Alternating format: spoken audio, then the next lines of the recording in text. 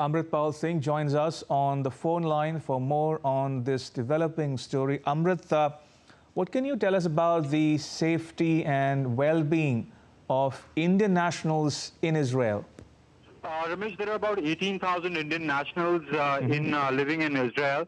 Right now, till now, there are no reports of any Indian nationals being, killed or taken hostage or in harm's way, except for one lady who's a caregiver from Kerala.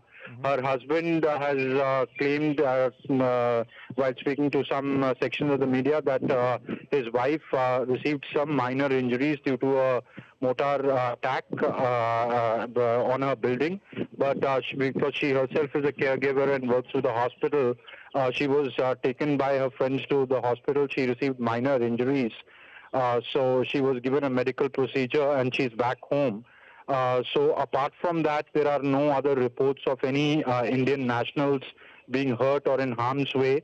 Sources tell us that they are in constant touch with the Indian embassy, both in Tel Aviv and the representative office in the Palestinian Authority. The Indian side has, the Indian government has a representative office in Ramallah, which is in West Bank. It does not have a presence in Gaza. In any case, most of the Indian nationals live around Tel Aviv and Jerusalem. So few of them do live in Ramallah, but very few, just a handful of them live in the Gaza Strip. So in that sense, the Indians till now are safe. These are the reports as of now. Ramesh? Right. Also, Amrit, can you give our viewers an overview or a quick recap of India's relations with Israel on the one hand and the Palestinian Authority on the other over the years?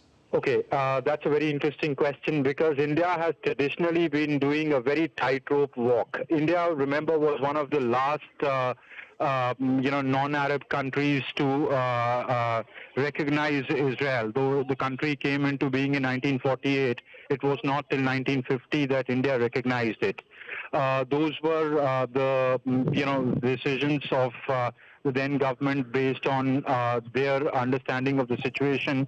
India for a very long time supported the Palestinian cause and still does in the sense of backing the UN resolutions on that. But the relations with Israel saw a recalibration, though there were relations with Israel, but 90s saw a marked shift.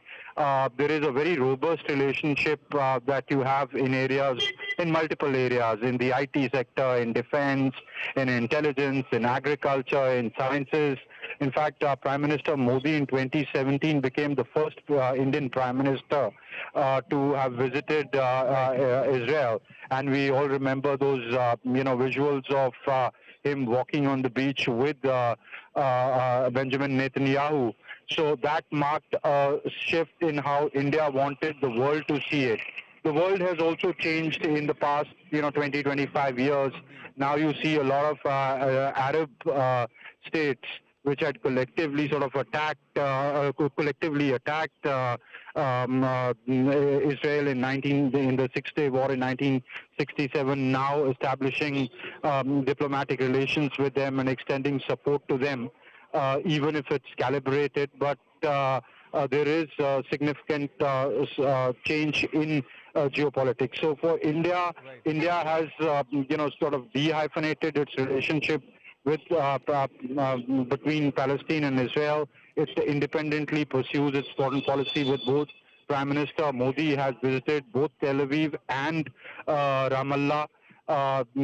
We've hosted the president of the Palestinian Authority, Mahmoud Abbas, in India, as well as Benjamin Netanyahu. So it is a very robust relationship, but these kind of situations do throw up a diplomatic tightrope. But in this particular incident, we've seen India come out supportly, and the Prime Minister, tweeted that he sees this. And this government sees this as an act of terrorism, and he was shocked by it and expressed solidarity with Israel.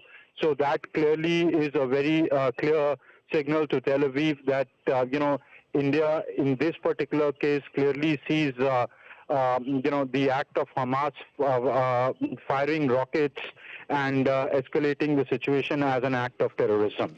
All right, we'll leave it at Ramesh? that. Amrit, thank you so much for your inputs. Appreciate it.